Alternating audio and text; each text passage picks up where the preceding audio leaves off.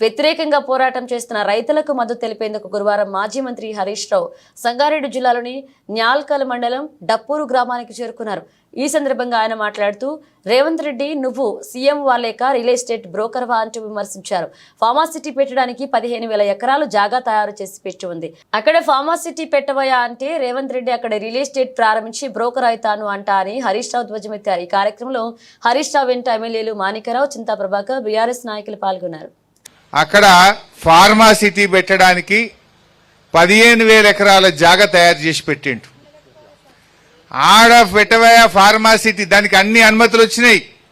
Environment clearance ఢిల్లీకేలు వచ్చింది, అటవీ అనుమతులు వచ్చినాయి, దానికి భూసేకరణ అయిపోయింది, రోడ్లు వేసిండ్రు, మొత్తం తయారున్నది. వంట వండి పెట్టిండ్రు, వడ్డిచ్చుడే ఉన్నదాడ.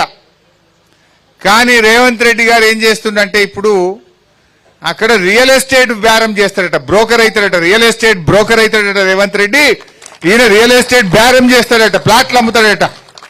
ముఖ్యమంత్రి బేరం చేస్తాడా, ప్రజల్ని చూసుకుంటాడా? నువ్వేమైనా రియల్ ఎస్టేట్ బ్రోకర్వా, ఈ రాష్ట్రానికి ముఖ్యమంత్రివా నువ్వు?